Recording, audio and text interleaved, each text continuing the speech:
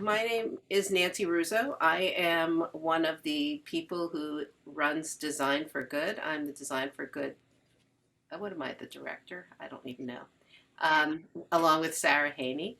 Um, Tricia is our speaker today, Tricia Okin. She is a friend of mine, and we are in a marketing group together. And she knows that I think she's wonderful. Tricia is a senior user experience designer and service design consultant, and she uses design thinking for the public good and the good of her clients. As an experienced design leader and strategist who has practiced human-centered design since 2004, she brings design to bear on wicked human and business problems, such as educational, innovation, open access health, and technology awareness. At the start of her design career, Tricia's work focused on product design and design for the mobile web. Over time, she discovered her superpower was in teaching and facilitating design workshops and bringing disparate groups together to create solutions that affect change in their communities. Helping people design democratic systems to collaboratively use design in their everyday lives gives her purpose and all kinds of life. Tricia's goal when working with groups is to champion those who may not usually have a seat at the table while balancing the needs of organizations' objectives. Her approach is to design holistic and inclusively while being driven by effective results. And I'll turn the floor over to Tricia. Thank you very much, Nancy, for that really good introduction that I think I wrote for myself. You did. Yeah, no, great. Thank you so much, everyone, for being here on a Saturday morning, especially at 10:30 like Eastern time. Thank you very much to Aditi for tuning in at 9:30 p.m. your time. I don't blame you if you crack open some alcohol to like ease your design stuff. It's totally okay. So I'm just going to jump in and share my screen real quick.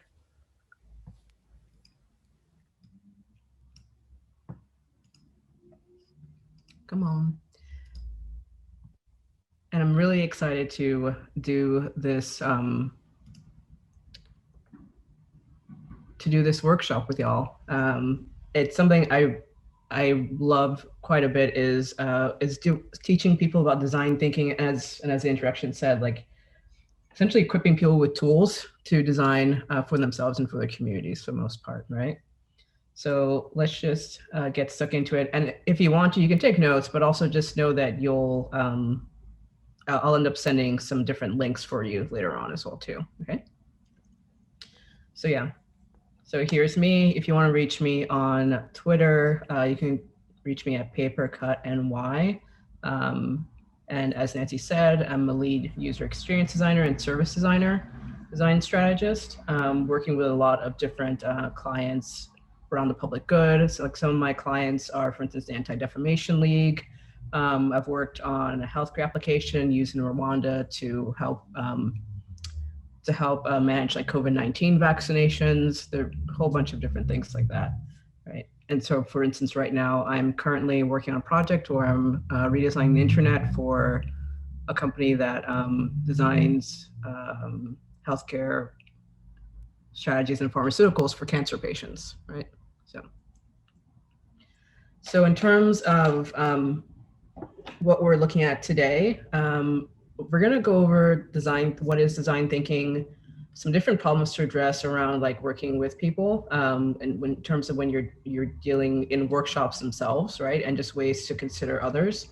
Some design thinking exercises, which will be the core of some of the activities and workshops that you're doing today, which is including that exercise breakout. And then eventually we'll have, presentation and wrap up.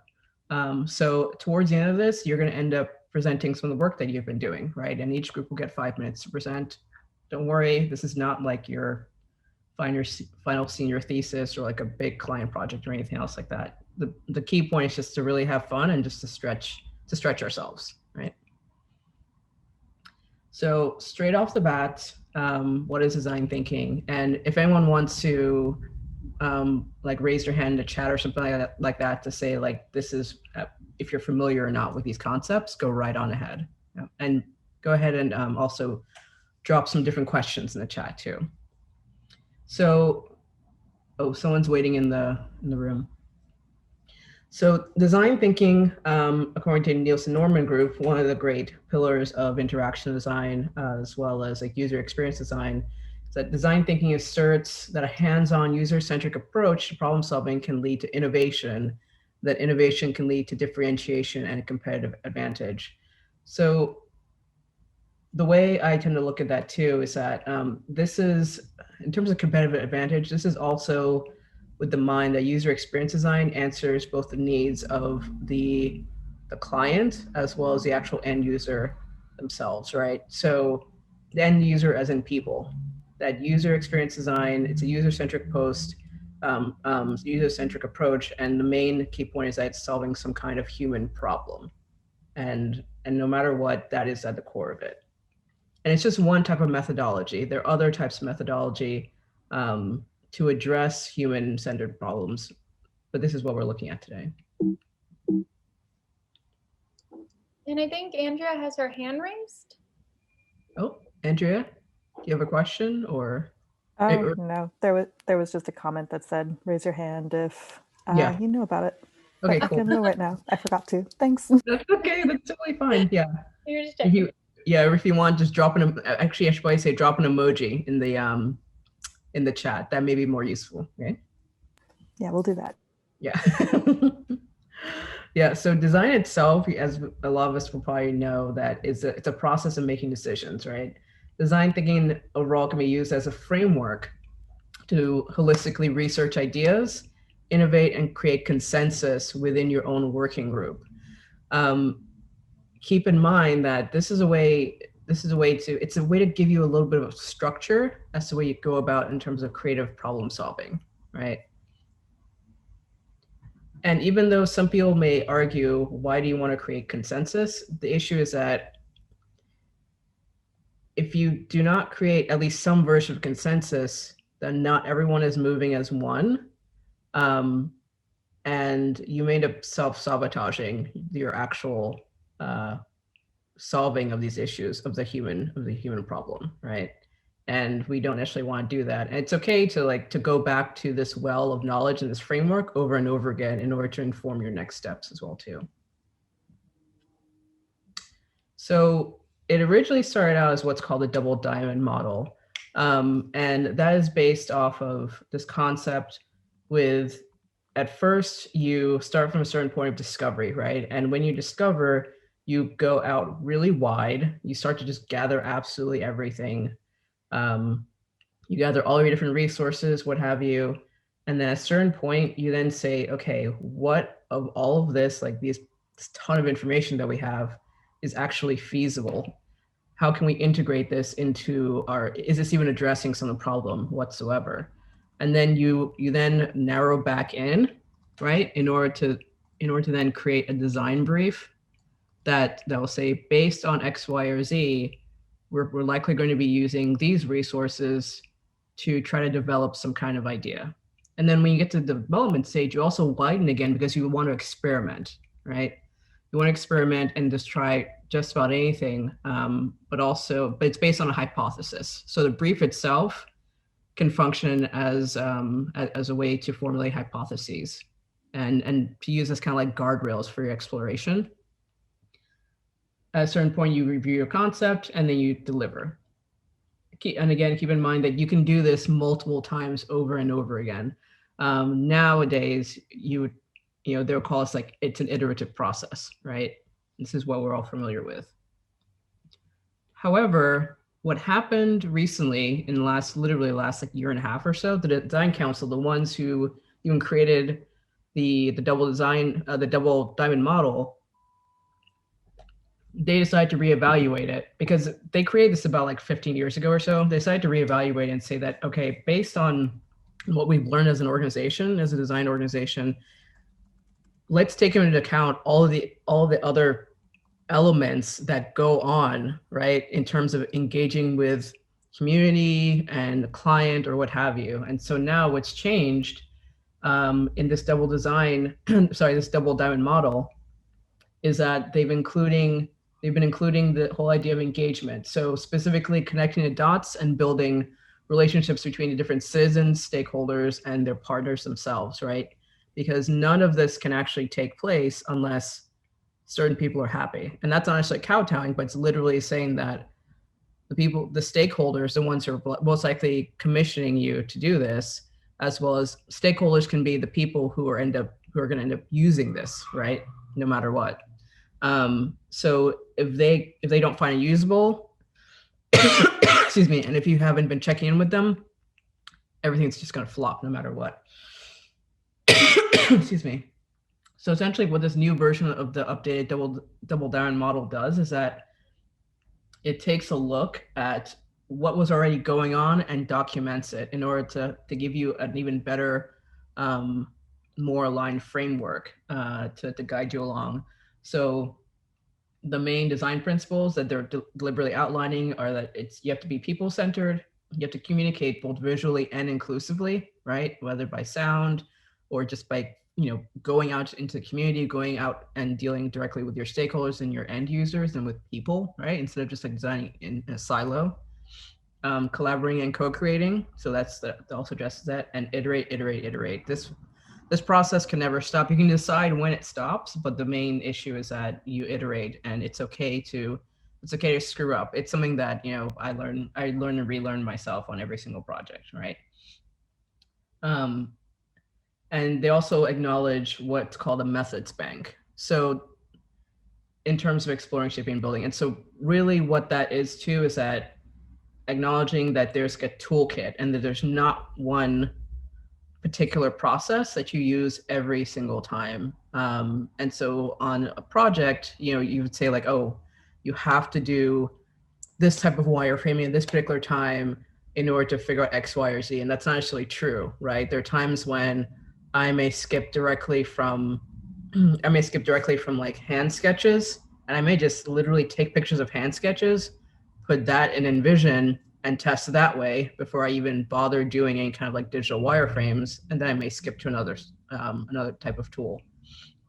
Same with like different types of testing or interviews or what have you. The main issue is that like you have different types of research within your methods bank and within your toolkit. Yeah. So can I ask something? I'm sorry. One question. Sorry to interrupt, by the way. So I see that you're recording this session. Are you going to share it afterwards, the recording, or no? We will be sharing the recording. We usually post it to our YouTube channel, and you should receive within a few days a post-event email with that recording. Okay, great. Thank you. No problem. Okay, so now switching to possibly organizational, right? Organizational or sometimes even like community issues in terms of designers, right? So on a particular project, so some faux pas were possibly made because certain people were not in the room, right? Or were ignored, or these people were considered outliers and they don't have decision-making powers. Do you guys have examples of this? You can drop that directly into the chat as well too. And this may include, if you remember, here's a really old example, but one that's highly relevant is that when things like the Apple Watch or other types of like wearable watches or body trackers came out, there were no allocations for menstrual cycles at all whatsoever. None, right?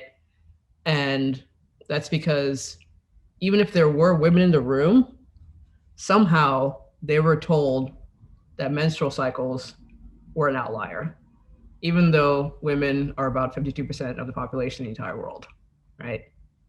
That's kind of horse crap.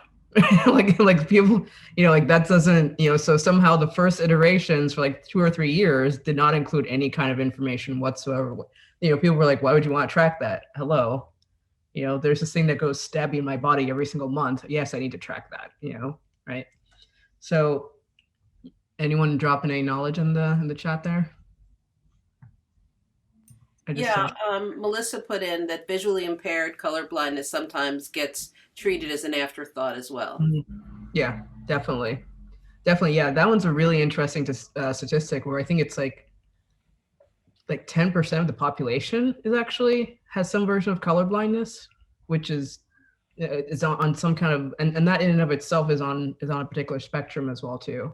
If you ever want to like understand or just kind of vaguely grasp how common it is, like just look up any kind of video around like those like color vision glasses, and you'll just like start weeping. You just see people's joy, right? But this really happens to 1 in 10 people, that they cannot see a spectrum of color whatsoever. Yeah.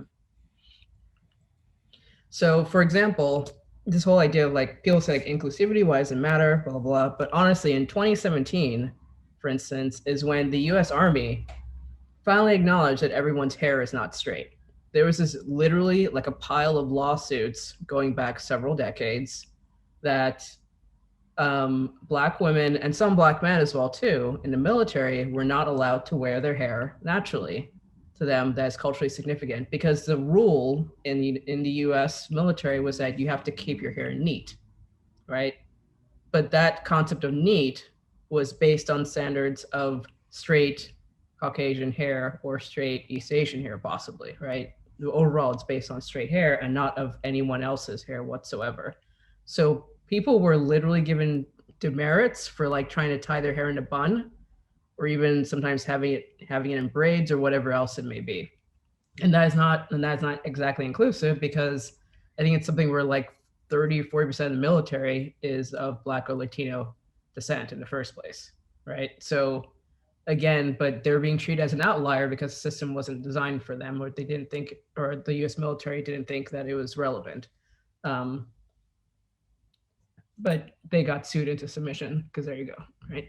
There's something else in the chat which says, Katie said, I see it all the time in planning of the city. People make plans for a certain area without asking the residents or people, thinking they know what a certain group of people want instead of asking them. Exactly. Yeah. And this is kind of what we're talking about here, right? And for me, a personal pet peeve of mine is really, I find it very fascinating, but so different forms and IT are very, very constructed and oriented around solely to accommodate English/Anglo naming structures, because the internet is actually very American, right? It's super duper American, and even in the way that a lot of folks, because like I've lived in a lot of different countries or what have you, but the way that if you've ever written CSS or done any kind of HTML, but writing the word color, you know, for like tag or for CSS, it's color without a U. We're one of the few countries that actually spells color without a U, but the fact is like other folks are having to like adapt to American English in order to do this, right? So in this case, a lot of forms, now it's getting better, but a lot of forms are very much based on English or Anglo naming structures, to a point where, for instance, in some East Asian names, a lot of times in, let's say in Chinese or in Vietnamese names, your last name is literally just one single letter, like the name O. And there are a lot of forms that would say like, that's an error, you can't just enter a single name or a single letter, period. Or there's this one really interesting food writer who I absolutely adore. Her name is Jennifer 8 Lee. She's of Chinese American descent, and her middle name is literally the number 8, because that's a lucky number in Chinese. And so can you imagine trying to put in your middle name and it's a digit, and the form is like telling you like, no, that doesn't exist, it's not possible, right? And I'm sure that's being like addressed in, like, if she were possibly in China doing that would be fine. But if she's living in America, or she's trying to do it in any other culture, they'd be like, no, that's not possible, right? That's kind of BS. So my point here too is that in terms of whether people call it inclusivity or whatever else, but I also call it like this whole idea of talking about edge cases, right? And going back to the internet. So if you just really look at numbers, there are about 330 million people in the US, about 68 million in the UK, Australia, 25 million. That comes to like less than 500 million people. But the internet is heavily designed, and a lot of societies, not just one society, a lot of societies are designed for Anglophones. So supposedly the remaining 6 billion people, right, are going to be outliers, but they're not. That's just the rest of the world. They're more common than us, right? And so this whole idea of saying like, oh, that's an edge case. It's not an edge case. That's just reality, period, right? So we want to design for that. So overall, my approach to design thinking and facilitation, rather, like I said, is to create holistic and agile solutions by inviting like all people to the table, not just the ones who are familiar, or the ones that we might consider the default, this concept of the default.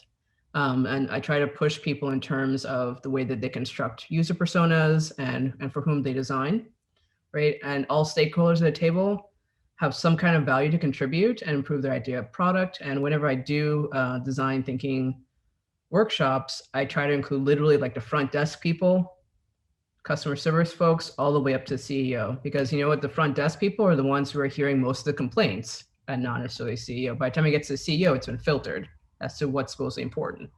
But the front desk people know what's going on, yeah?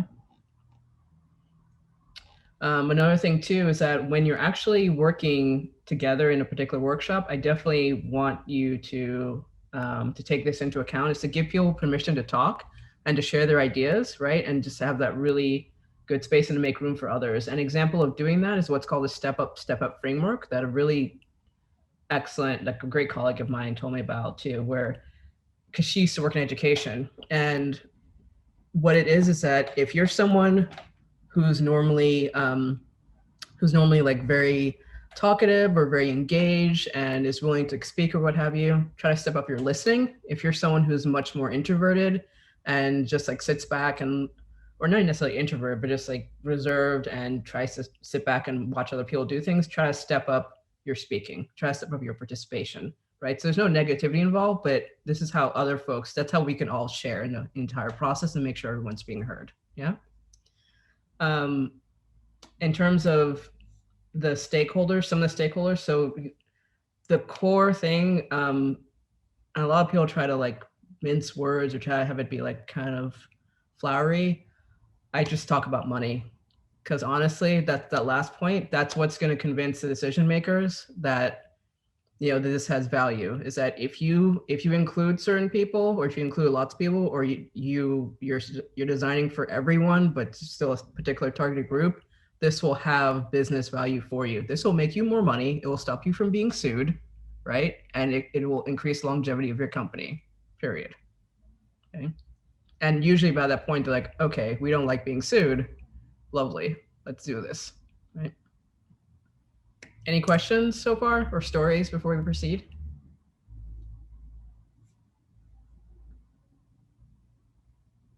Anything in the chat at all? Whoopsie. Nope, not anything new. Not anything new? Okay. How are we doing on time, actually? Let me just do my... It's, we've gone through a half an hour. Cool. All right, seeing some other stuff here. Okay, great. So in terms of design thinking tools, here are some of the ones that we're going to be working with today, right? So we're going to be working with what's called the How Might We framework, as well as kind of some unintended consequences / like ethical stress tests, right? So this is where we're going to try to break our product just briefly to understand the impact of it. So the How Might We structure is something that occurs in design thinking, as well as like design research methodologies. And we use this framework in order to like reframe the problem from a data or money-centered problem to a human-centered problem. And I'll give you some examples in a bit. So in this case, you can go either medium or really, really narrow, but the point is just to push yourself to ask questions or to create concepts that you wouldn't have experienced that you would not have experienced before in some way or the other, right? So an example, and this is one that will repeat itself later on in our groups. So for instance, children during lockdown and quarantine may be experiencing loneliness and agitation because they're separated from other children. And I've heard about this from all of my friends who have kids or what have you, right? They're trying their darndest to like keep their kids sane, yeah? So that is a particular problem, but what we do is then we reframe it into an opportunity. So for instance, how might we bring children together safely? Or how might we reopen playgrounds so kids can socialize again? Or how might we encourage play that's in person as well as possibly online? Can we address both in order to reduce risk, right? In terms of the unintended consequences, an ethics stress test exercises or approaches, a lot of times problems within the systems weren't designed because the designers of the systems had only designed actually for themselves, period, right? And so this is a classic example I've given folks recently is like, for instance, in LinkedIn, it wasn't until a couple of years ago that you were able to block anybody. And this was after several years of lobbying by a lot of folks, whether it was women or men, that they were being harassed on LinkedIn. So people would say like, hey, they would go to connect with you and be like, okay, I'd like to connect due to business. And then they would ping them and say, hey, you're really pretty. Do you want to go for coffee? Or in some cases, they would just be really aggressive of like, oh, can you share some of your contacts with me? Can you do this? Can you do this? And so it's just harassment. But the organizers, the designers of LinkedIn and the CEOs, whoever else, didn't necessarily imagine that, or if they did imagine that, they didn't think it was priority enough, right, to actually address it. Until again, they got pushed because they kind of were getting sued. And so I don't know why it takes folks getting sued for things to be fixed, but there you go, right? They actually just upgraded that again because now you can report them. Yeah, because I had to do that this week. So I found out. Yeah, so this is the thing. So like, so we get to this point of like, now you can finally like block people after 10 years of LinkedIn existing, right? 10 years. And then now after 2 years of them bringing blocking, they finally have it to where you can report people. Like, why did it take 2 years to be able to report people? But this is how it works. So essentially, you need to stress test your ideas before taking them to launch, right? But you can still prioritize that, but also be open to iterative feedback. This is an example of this, for instance, is like your company may have created a voice-activated assistant similar to Alexa. So what you can do is that you can start to try to understand how does this affect people in the following ways. There's this framework of where it's behavioral, societal, environmental, or economic, right? This really interesting chart was created by someone named Andre Plout. He's actually a former colleague of mine. And pretty much what it does is that it looks at it in the core right there is how does like your product affect people when it's in the thousands on all these different 4 axes, and then how does it affect people when it gets to the millions, and then the third ring is the hundreds of millions, and then eventually it's billions, right? And you may think that's kind of weird or to scale, but we all saw what happened in the last 3 or 4 years, or even 5 years, in terms of the way Facebook has started to affect, let's say, politics and safety or genocide, right, in the world, around the world, right?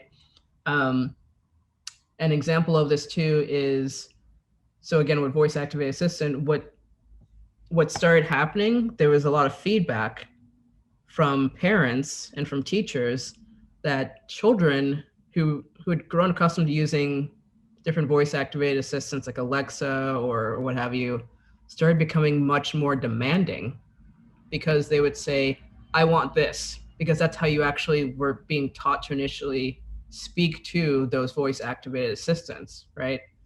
And it had this behavioral shift in 4 or 5 or 6 year olds, and just even up to 10-year-olds, to say they started demanding, they were less polite, they were actually kind of getting a bit aggressive. And so in the last year to year and a half or so, a lot of the voice activated makers have started to shift to where if you're a parent, or even if you're not a parent, you can have a little setting on there that says you have to say please. So you could say, hey Alexa, can you bring up this thing, please? And that's the only way that Alexa would actually work, right? Because, and this is a behavior modification, because they started to understand what the behavioral impact was on society, where we're breeding a bunch of people who are not nice to each other anymore. And like, we're already getting kind of fearful anyway, living in our digital worlds. But like, it's even worse like that. I see some. You have a comment, and yeah, a little convo here. So it's basically the gist of people agreeing, but what Melissa said is they were also being taught to be aggressive towards female voice assistants. Yeah. Exactly. Yeah. All right. So here's time for our very first exercise, right? So we got problems, y'all. So scenario 1, as we were talking about, so if you're children during lockdown and quarantine, children during lockdown and quarantine may be experiencing loneliness, and agitation because they're separated from other children. Your group is tasked with creating solutions within the community and the government to help alleviate the problem and help parents. What can we possibly do to help them? So something to consider, right, when you're dealing with this is the whole idea of physical spacing, right? Physical spacing in terms of like COVID, and now, especially again, because of pandemic, we've all of our physical boundaries have kind of like realigned to a certain extent, right? Like I'm not going to movie theater anytime soon because I just get freaked out now by having like 100 people in the room with me, right? So physical spacing, different activities that don't necessarily include them running around and like touching every single thing with their grubby little cute hands, right? Stuff like that. How does this possibly affect municipal workers? Like, you know, let's say the playground attendants or like any kind of caretakers, what their workload might be, along with the safety of the children's caretakers themselves. And the reason why I said caretakers, because it may not just be their parents, it could be their grandparents, it could be a nanny, it could be their aunts, uncles, whatever, or their sisters or brothers, right? And by the way, y'all have been assigned groups, and then you'll get your particular scenario in a little bit. So just hang on. Scenario 2. So the well-known house/vacation rental reservation app you work for is getting sued because one of the homeowners was a victim of a hate crime by their guest. The company literally did not see this coming. The perpetrator of the hate crime acted within the rules of the company at all times up until the final act. Your company would like to avoid lawsuits in the future, as well as protect their homeowners and guests from any kind of malice going forward. What can we do to help all parties? Consider physical and mental boundaries that people may have regarding their homes and their own person, right? So simply because, so in terms of like physical and mental boundaries people have, that may not necessarily be illegal, and that may not intersect with the way most tech companies actually write their guidelines at all, for instance. And something that's looming large in the back of all of our minds now is like the January 6th coup attempt in Washington, D.C. And there's a lot of fallout there from Airbnb and hotels still renting to people, right, who committed some capital crimes. So that's something else to think about too, what's going on there. And actually, as well as how a lot of people in DC did not feel safe for the most part, yeah? Scenario 3, you work for a metropolitan subway and transportation agency in a medium-sized city. Due to the increase of accessor ride requests, the city is considering expanding their services and station enhancements for people with disabilities. They've noticed an uptick in complaints and accessor ride requests based on seasons, such as when it's rainy or just after skiing season. What can we do to help riders? A consideration: about 1 billion people, which is 15% of the world population, experience disability at some point in their lives, right? The main thing to keep in mind is that disability is not just like permanent conditions, but they're also temporarily broken limbs or something where it's recently diagnosed, some kind of condition at the age of 40 or what have you. So just because someone may be visually impaired, they may not be visually impaired all the time. Like for instance, like my mother-in-law at one point, she had a stroke and then she went blind in one eye for about 6 months. You know, it doesn't happen all the time. Things just totally happen. And so the reason why I put that consideration there is because a lot of people just have it in their mind like, oh, this person's disabled and that's just the way they are all the time, whatever else. It can happen to anyone. You could twist your wrist when walking your dog because your dog torqued it and now your dominant hand is messed up, right? So how do we accomplish that? How do we accommodate that? So last scenario is a local small business that's huge in the community has been trying to find ways to reopen and become accessible to people again. Think maybe a bookstore or a knitting store that held workshops for guest speakers, along with weekly wine and activity events for both adults and kids. So much of the activities were in person, but some have moved online. How can you help them create a suite of events or activities that engender community while reducing risk? Something to possibly consider, maybe hybrid in-person and online solutions. What can the business do to rebuild or maintain trust in the community in terms of health and safety, right? And all of these possible solutions can come in a line in ways. Don't just necessarily think apps. It could be a campaign. It could be some kind of public awareness, whatever it may be, right? This is like your time to brainstorm for the most part. Keep in mind that design thinking itself is flexible and it can be used by absolutely anyone, right? Whether in group or in lone settings. Try to make room for folks. So just remember that if you're in the same room, or whether you're even mentally just considering people other than whom is regarded as, again, the default, right? And most importantly, practice active listening and useful critique. And when I say useful critique, it's not something like, oh, I don't like this because it's blue, right? That's not necessarily useful. You would say, this may or may not feed your cause or aid your cause because it's blue, and because blue is considered X, Y, or Z and associated with X, Y, or Z, right? It's not just because you don't like it, because there's most likely a deep reason why you may not like it, and maybe because of those latent pieces of knowledge that you don't know how to express. But the whole thing about critique is expressing ideas that are helpful to other folks. Okay. Tricia, can you explain the second one again, please? I didn't really get it. For other people. Yeah. Okay. Thank you. Yeah. So are you having an issue with the concept of the default, or just I don't quite get the sentence. I don't. Okay. I don't know. That's fine.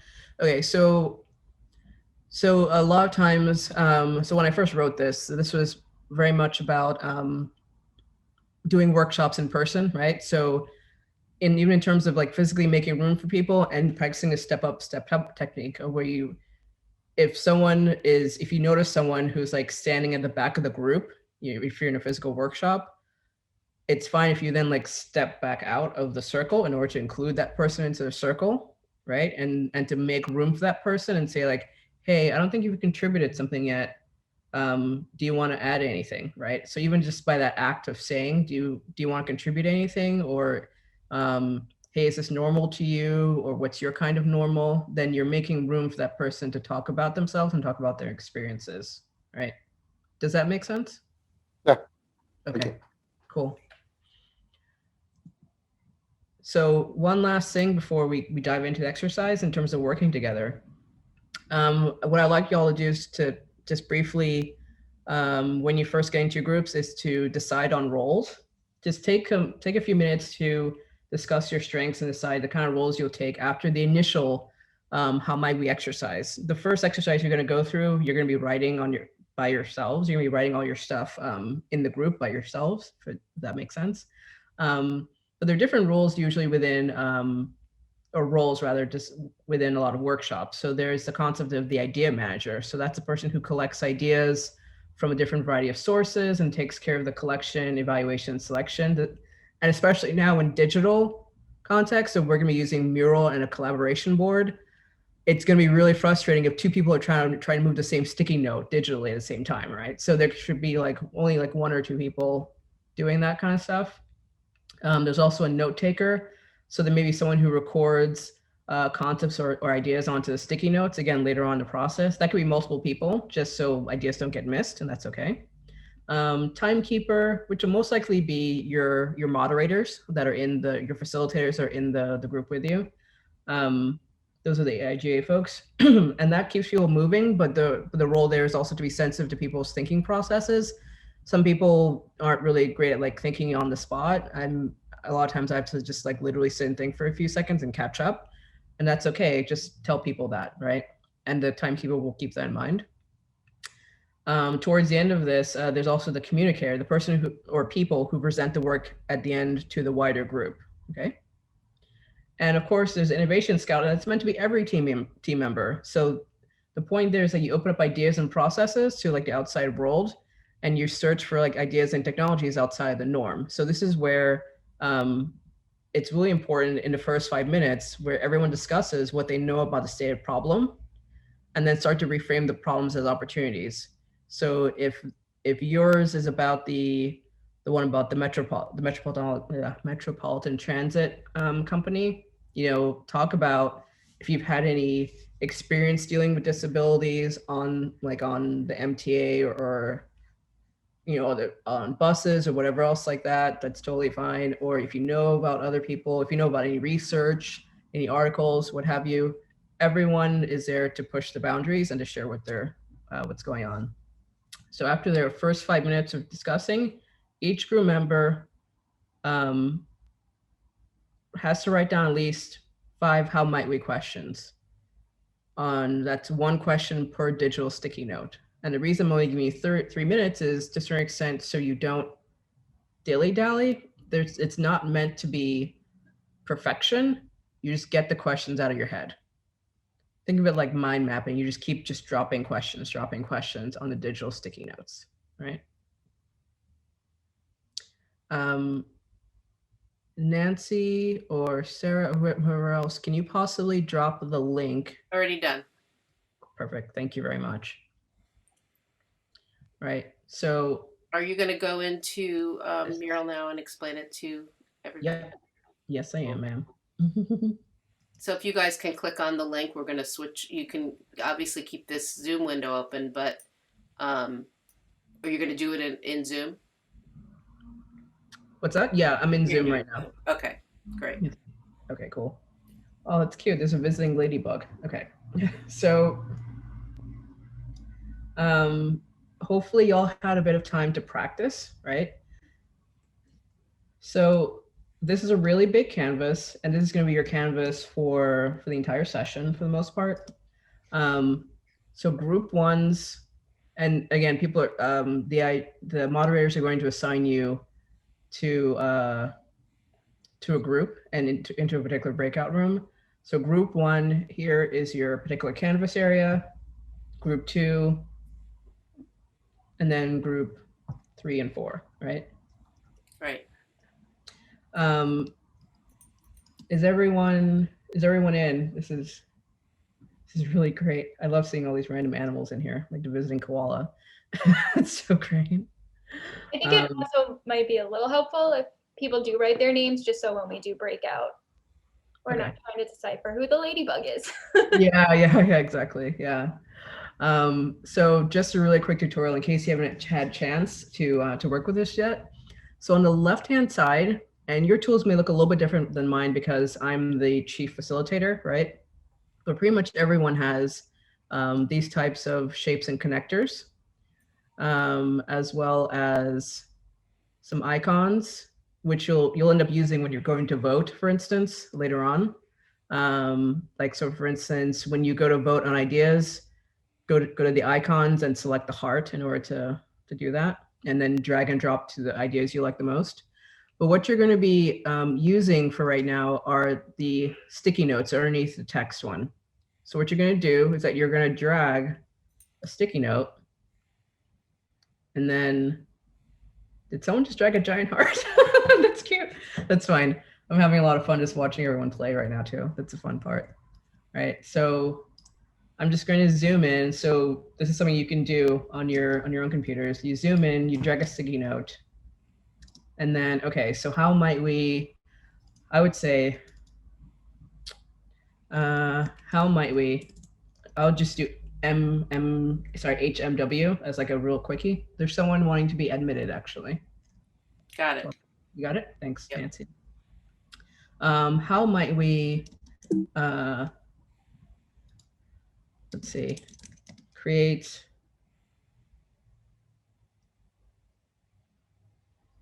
spaces for kids to play in small groups, right?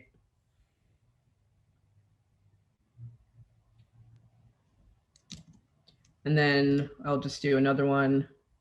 And it's okay to use like different color sticky notes if you want.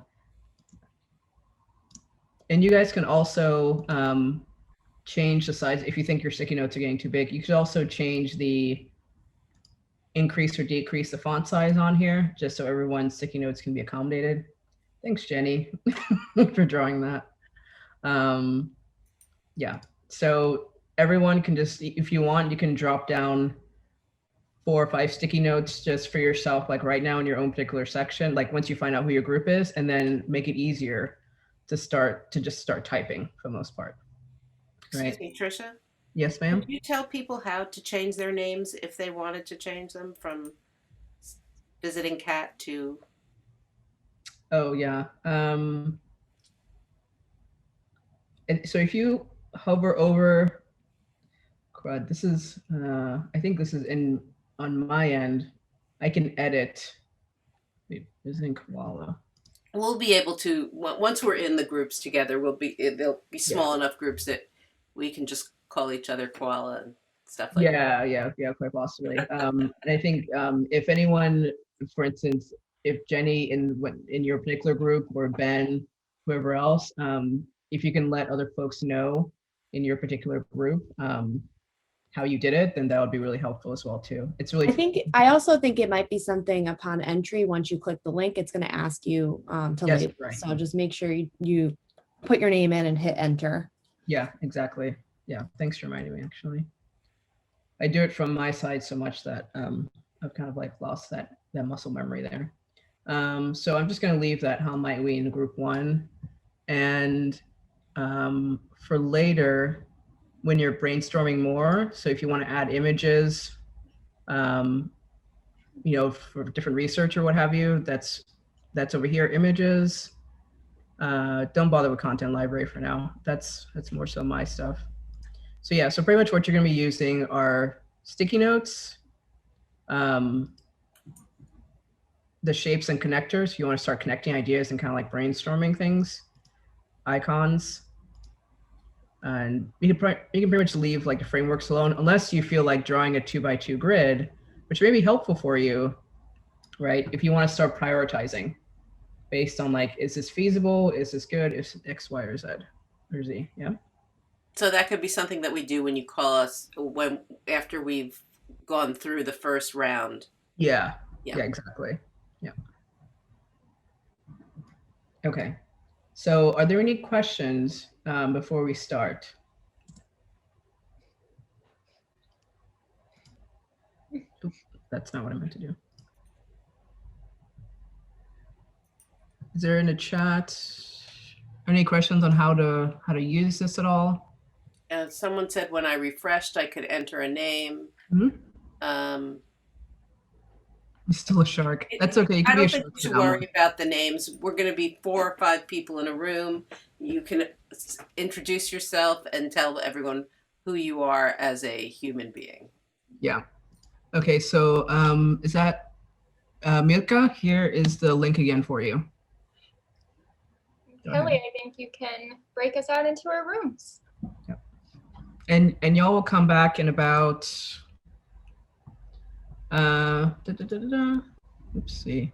So just to double check here. So yeah, pretty much what you're going to do is go through this exercise, which is about 8 minutes roughly. Then you're going to discuss and organize your how might we notes. So this is where the person who is the idea manager might start moving things around based on what y'all say and start labeling them, the different themes as they emerge, right?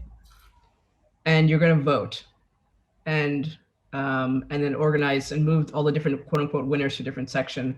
These instructions are also on the canvas for you as well too. Okay. Great. Thank you. Yeah, no problem.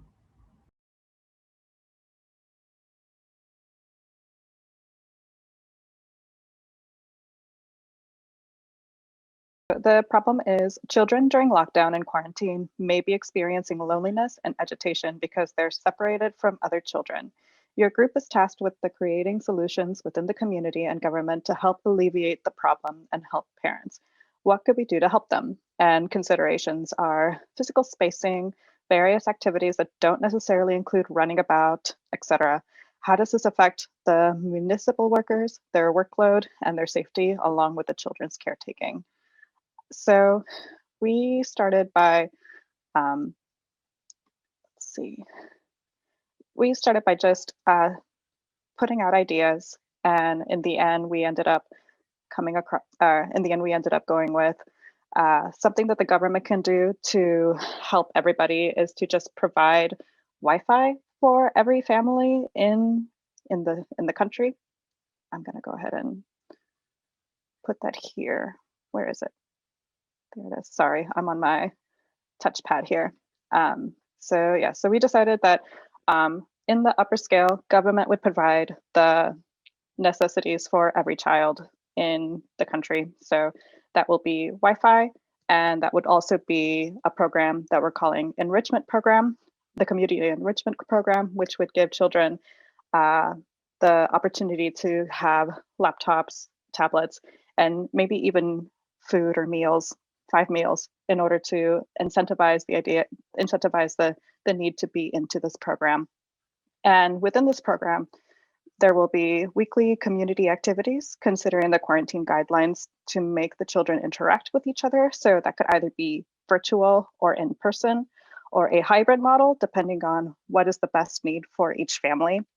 And the weekly community activities can also be centered in the smaller communities. So like in a bigger picture, the government is providing the Wi-Fi and the technology, but in the smaller circles, each community gets to elect like what are their weekly activities, what is best for the community, et cetera, et cetera.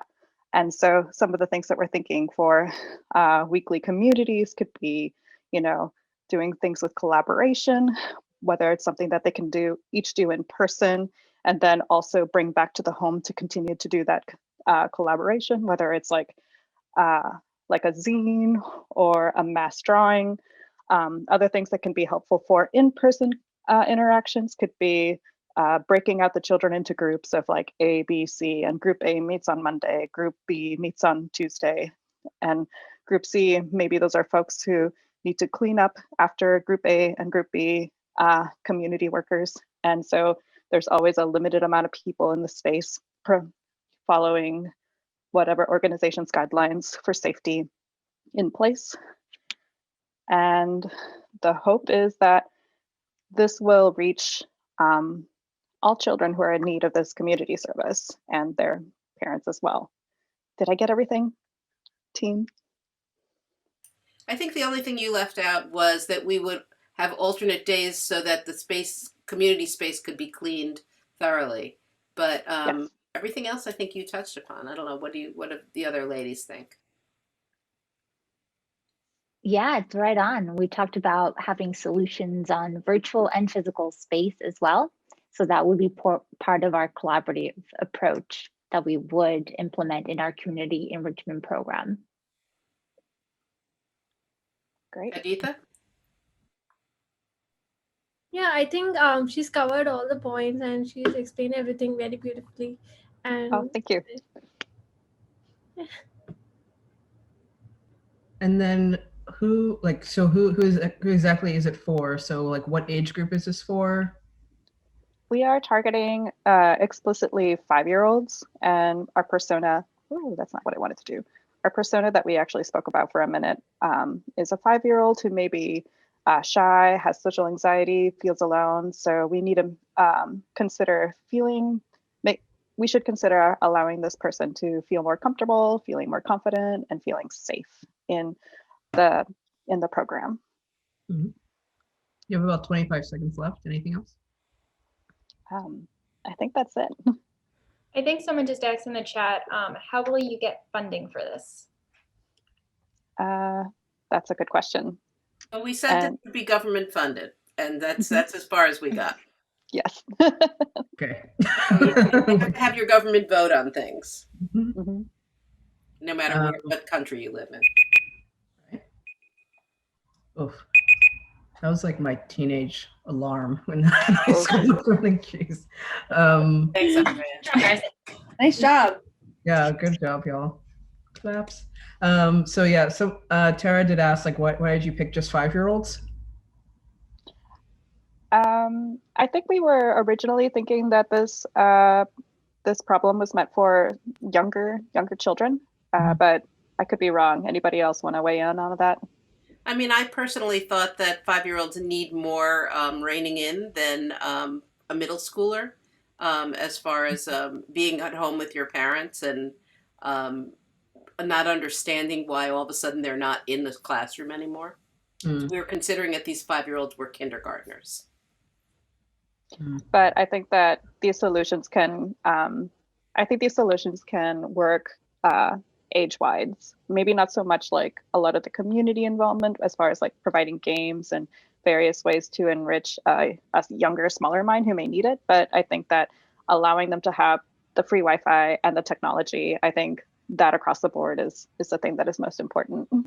And what Aditha really helped us understand was that not all communities are like ours in the United States, where no matter what your sex is, you are encouraged to go to school. But Aditha, could you explain it? Just real quick, actually, and then we have to move on to the next one. And I kind of wish y'all had put that into your presentation, actually. Okay. Sorry. But no, Aditha, go ahead. Yeah, so I was talking about how not all children are fortunate enough to get education. So we need to take into consideration of those communities as well.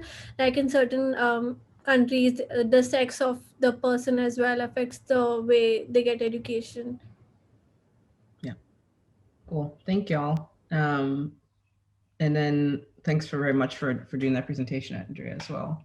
So next group up is group number 2, which is the group that was dealing with the house rental application, house rental app, right? Right. So, Bernardo, are you still comfortable with presenting our solution? Yeah, Okay. sure, no problem.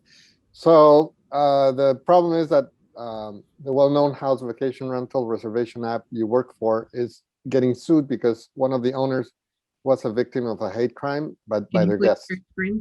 Share your screen. Oh, okay. Thank you. All right. Can everybody see it now? Mhm. Yeah. So the company literally did not see this coming. The perpetrator of the hate crime acted within the rules of the company at all times up until the final act. Your company would like to avoid lawsuits in the future, as well as protect their homeowners and guests from any kind of malice going forward. What could we do to help all parties? Things to consider: physical and mental boundaries that people have regarding their homes and own person. Where do those intersect with most tech companies' guidelines? So the first, we spent some time trying to understand what the problem was, and we couldn't quite get on the same page like for a little bit, because number one, we didn't know what the hate crime was, and later we realized that it wasn't necessarily an integral part of the ask. But the other part was that we were focusing too much on the fact that the guest was had actually complied with the rules, but then we realized that a crime was committed. So it's not about changing the rules; it's about trying to come up with a way to prevent the company from getting sued if and when crimes do occur, because you can't really prevent you can't really prevent a crime from happening. So it's considering the scenarios that would need to happen if someone decides to commit a crime. So we came up with all these different ideas. Some of them had to do with redesigning the app. Some of them have to do with communication. Some of them had to do with doing things within the space of the rental location to better inform people of the rules.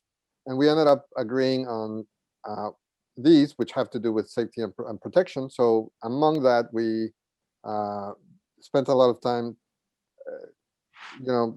trying to come up with ways to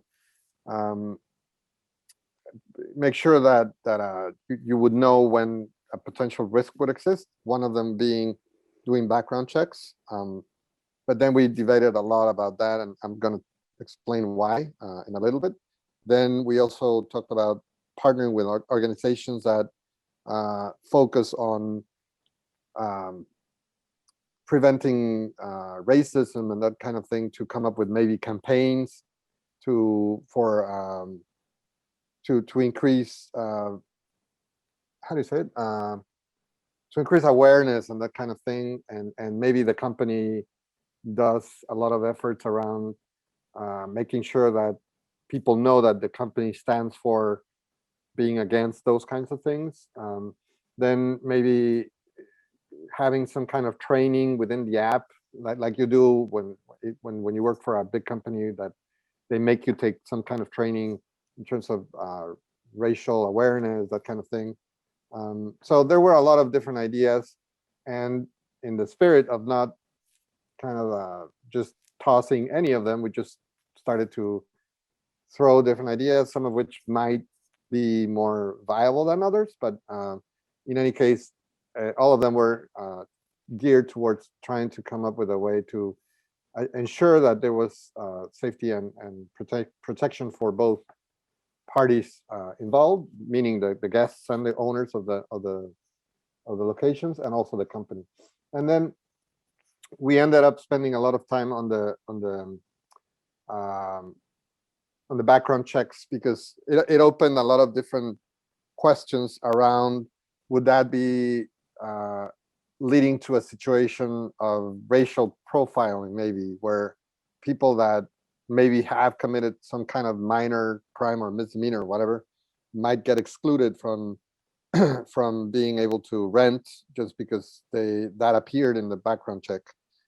On the flip side, we also said that if companies would be able to do those background checks, they might be able to forecast situations where people that are actually bad people might be bound to commit those crimes. So it's kind of difficult to.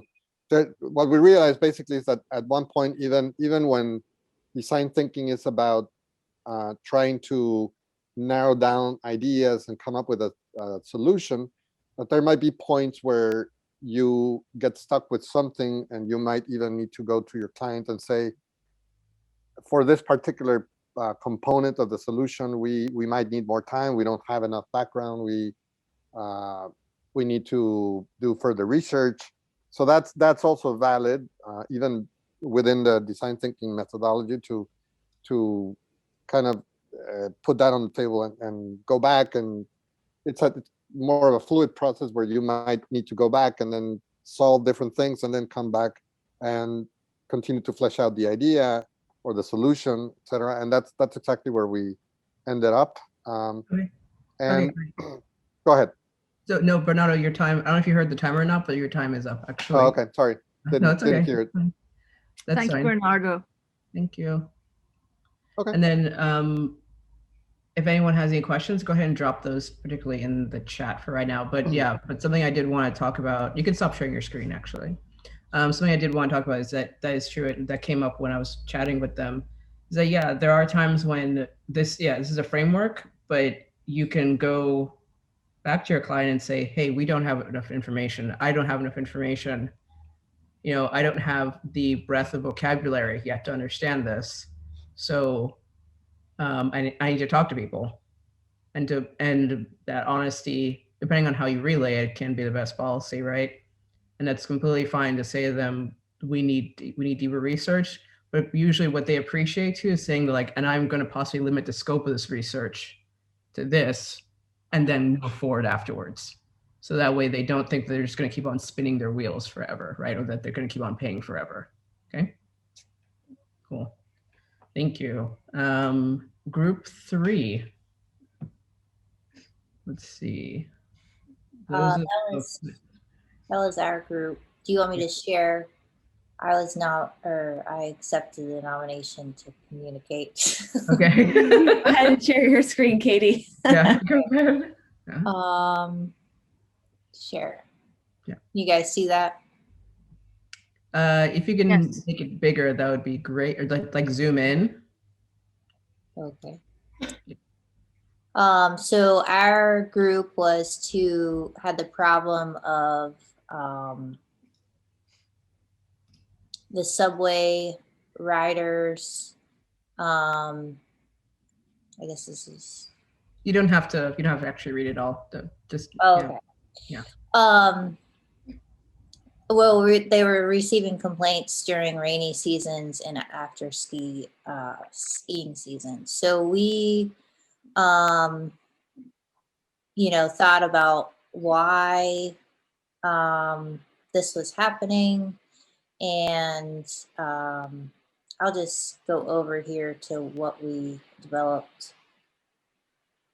How might we better the overall riding experience and address these complaints was kind of our goal. So our user was the existing riders, and we didn't focus in on one certain person. We, thought about the people that are disabled for life, the temporary users, and the skiing really threw us a loop. Like, are these people being injured skiing, and that's why they need this lift service? We also thought about blind people, the elderly, and then people with mental disabilities. And so one of our solutions was to ask these users why they are complaining, and what is the reason that they're complaining. So to come up with a survey, asking questions, what can we do to make this better for you? And so in doing that, we can email the campaign, the survey, a link to the users because we have their information, or we can cold call them, especially the elderly or the blind or somebody that can't access the internet. And so we would have a liaison to get the answers to our questions. And then we also thought about outreach and advertising to local community areas where this audience is active, such as elderly homes, possibly ski lodges, physical therapy offices. So after gathering that data, we would have the problems, and I've identified, what the problem was with the transportation service, and the city can then address those issues and complaints, and then improve these issues based on that feedback. So that could be more buses, shelters for bad weather, difficulties of access, shorter wait times, or phone calls that say, hey, we're outside, so you don't have to wait in the rain, or also enhanced bus experiencing by adding aids and assisting people getting in and out of their transportation. So, I mean, we really focused on the survey as being our solution to this problem and gathering more information. Can you drag over to the left, because it looks like y'all did a bit of talking through of what happens when solutions goes behaviorally, because you have like about a minute left, right? Okay. So we worked through where down, like further down. Oh, it says like more rides generally, taking time and being more patient with the rider. So what was that in terms of scaling? Oh, so the scaling aspect of it, would this be implemented in other cities, nationwide or wherever? And would people that don't ride want to actually ride on these systems because the user experience is better? And streamlining the process to also make it easier to replicate. Okay. And then taking more time with the actual rider and being patient with their needs, both mentally and physically. Cool. Time. Can you all hear that beep, that annoying beep, or no? Oh, it's pretty low. Barely. Pretty light. Oh, geez. So it's just me suffering through this. Okay. All right then. You guys are so organized. That's amazing. Looks really beautiful, the way that you organized it. Right. That thank was you. Rachel. Yeah, organized. that was Rachel. She took the helm and whipped us into shape. We had such little time. I was like, we got to snap these blocks together. Let's go. Are you a UX designer, Rachel, or? Yeah, I'd say that. Okay. No, it was great. So you want me to stop share or? Yeah, go ahead and stop sharing. Yeah, and if anyone has any questions for their team, go ahead and drop those into the chat as well. Great, and then thank you very much for sharing, Katie. And then the very last group, that is a group that if you want to go ahead and whoever's nominated to talk about that or to present. Yeah, go ahead. Do you want to take that on? What's that? I was just asking Melissa. She feels comfortable taking it on. Sure. Let me I can help out as well. see if this share will work. Can you guys see this screen? Yep. Yeah, just go ahead and probably zoom in a little bit. Yeah. So then I'll pretty much summarize like the problem, which I think I should have done earlier. So in case of group 4, this is the one where they're addressing the needs of like a local small business that's looking to, they used to have a lot of in-person events that's now looking to like reemerge into the community, and possibly like how can they do that safely and while reducing risk, right? Yep. So we tried to break it into like virtual and in-person, and then both types of events, like hybrids. And so wanting to make sure that things are safe as well as compliant with any like local, local, I guess, rules and regulations, while also still trying to be profitable as a business, but also coming together with community leaders. So we have some things to address, like the technology gap, because not everyone will have access to online platforms, but they could still go through pre-internet type of methods. So ordering things over the phone, doing curbside pickup with reservation time slots, doing order by mail and having books delivered.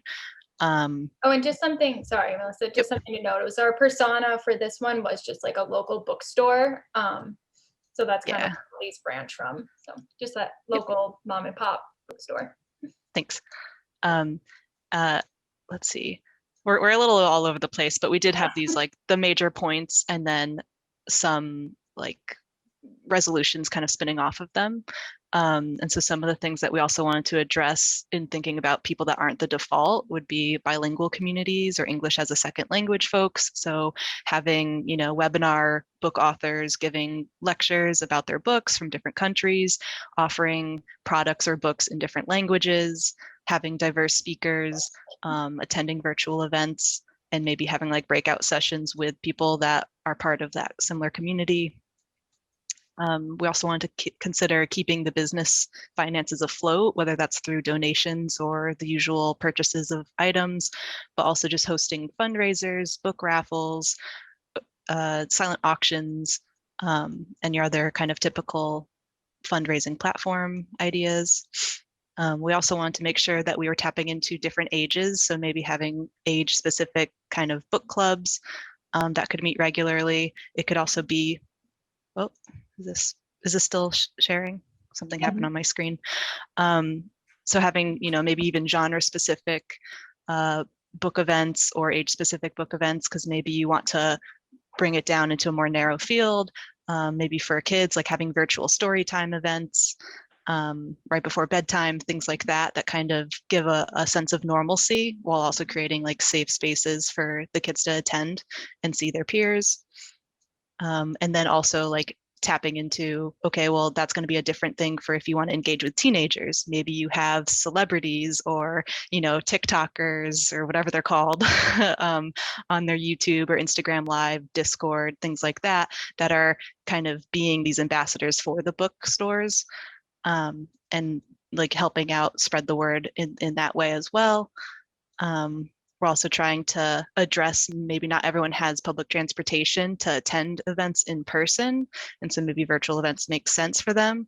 But then you have to think about what are the costs of having an online storefront? What are the costs associated with hosting a Zoom and then scaling for that? Because maybe you have to pay a bigger tier for it's a difference of hosting 10 people versus 100 people on a virtual platform.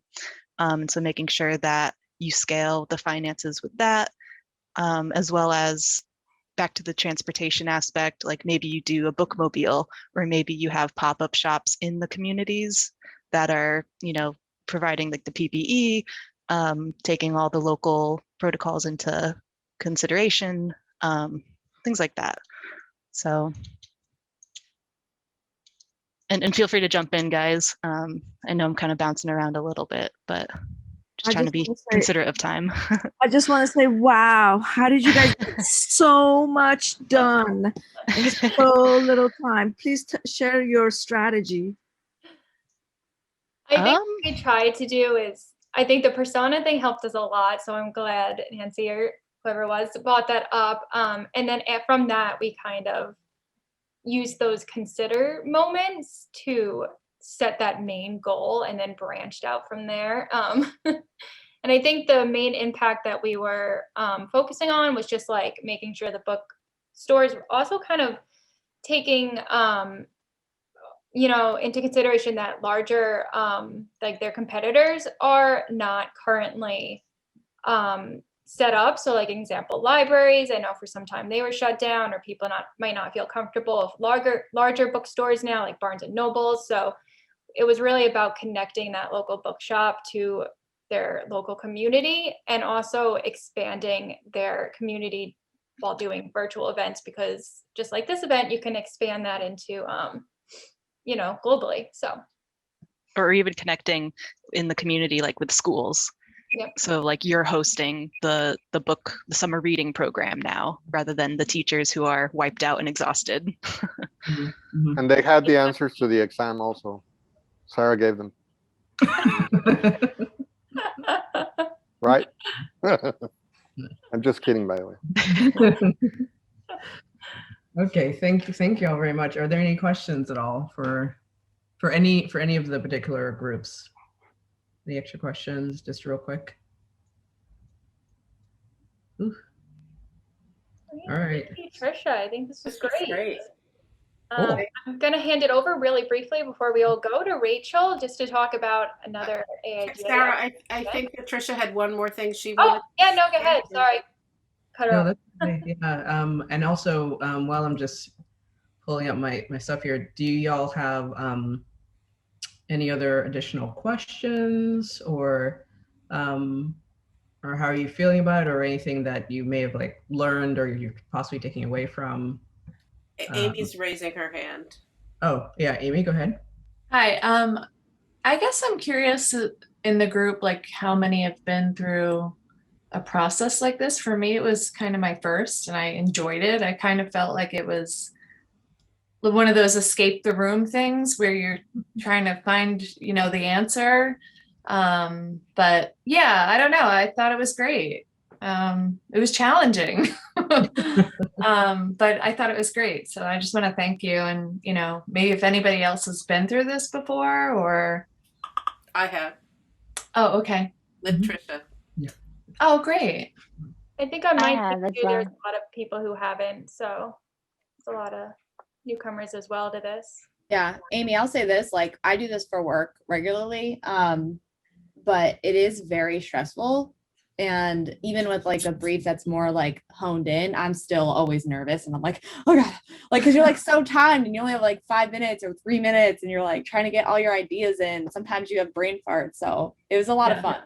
Yeah, it was. Yeah, for that reason, I'm sorry, I'm going to repeat my question one more time. Every group seemed to have a beautiful strength, and the strength about group number 4 was how they were able to generate many ideas without shutting it down. So what kept you guys going with that? Because our team, with all due respect, we came up with a lot of brilliant ideas, but we shut them down. We said, no, maybe this, no, maybe that. But tell us, how did you guys move quickly and got done so much to achieve all these brilliant stickies that I see? I think Yeah. Oh, you can go. okay. I think the biggest thing is that we found kind of a high level problem that we were trying to solve for in a way, which helped us. That way we could just generate as many ideas off of that. What were you going to say, Melissa? I was just gonna say, like, my background was being like the creative person and like event outreach person for a nonprofit. And so like I was trying to think back, like, what have we done when we had to fundraise and reach out to communities? But also I think about how am I as a customer interacting with my favorite small businesses? So like I follow Facebooks, and even though I don't attend a virtual story time, I think that's great that my local bookshop is doing like virtual story time right before bedtime for the kids. So I'm just trying to think like just put it on the wall type of a thing. Like it could be wrong later, but like let's figure that out now. Don't filter at the top, filter it later. So I think that's why we have so many stickies. Okay, so it's about filter it later on. Okay, good. Thank you so much, Melissa. Yeah, because everyone has a lot of ideas and you want to be respectful to everyone's ideas. Thank you. Yep. Cool. All right, great, y'all. Oopsie. So I am actually going to share like the presentation with y'all. I decided to do that actually.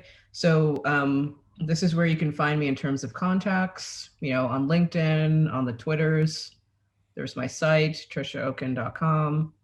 And then also I just want to share with y'all real quick. One of my design colleagues and I, one of my design collaborators, we're starting this new thing.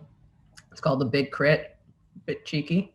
And what it is that it's meant to be a design, like design critique, where almost like a salon. So where it's just 3 other people and her and me, and you can bring a project and essentially be critiqued on that particular project, right? And so this can be for junior designers or for senior designers or for art directors or whoever. The main issue is like, you know, let's say you've been working alone for a long time, or you're like a design team of 1, or especially if you're transitioning work, you know, like, so you may have been either like laid off, or you're transitioning to freelance and you're trying to understand like how to improve your projects or something like that. Bring a project, and if you remember like all the really fun angsty heydays of like portfolio critiques from art school, like we're going to try to recreate that, but at a professional level, right? So yeah, so you can come with an in-progress design piece, and so I'll be critting, and my friend, my colleague Linda, she is also and also a senior art director level person. She's been the art director of Oxford University Press, as well as doing lots of different branding projects as well. So what we're covering is like branding, any kind of web or UX piece. So yeah, and there are 2 sessions, March 19th and March 27th. And as it is right now, we're trying to figure out if we're going to do like one as junior mid-level session, the other one is like a senior session. And for right now, if you guys want to go to thebigcrit.com there, and you could also, when it takes you to Eventbrite, there's going to be an AIGA discount for you as well too, if you want to join in on that. And it's a 90-minute session. You'll get about 20 minutes to present your work, and you'll get peer feedback as well as expert feedback too. So that's just something if you want to start working on your portfolio essentially, right? And so in terms of wrapping this stuff up, so here's some links for future reading about the double diamond model I mentioned before, the How Might We framework. There are a bunch of links there for you. The unintended consequences, you know, ethics and design stuff, and some other design thinking exercises, facilitation tips for you. Yep. Oops. So. And that'll all be part of the presentation that you're sharing. Yeah, exactly. Yeah. Thank you. Yeah, no problem. So does anyone have any other questions or last thoughts at all? You're good? No, thank you so much for doing this. Yeah, of course. Definitely. AIGA, thank you guys. Yeah, thanks for AIGA for having us. Yay. Oh, thanks for the little clap there. Thank you. And Sarah, did you now want to turn it over? Yes. I definitely jumped that gun, huh? Okay. Oh no, it's fine. It's totally fine. I'll stop sharing my screen. I'll just turn it over briefly to Rachel about another upcoming event that we have in case anyone's interested, and then we'll let everyone get on with their Saturdays. Absolutely. Thanks, team. And thank you, Tricia, so much for this amazing program. My name is Rachel. I'm the Director of Programming at AIGA Connecticut. And I just wanted to let you know that we have upcoming events and more workshops that you can follow along. We have an Animate workshop specifically, and that's Adobe Animate. We have an Adobe certified instructor coming in who's going to walk us through just some basics, and you can play along if you want or just watch. Check that out. You can go to our website to get that more information. All right. Thank you again for everyone. I feel like this was a really great experience, and I hope we can do more.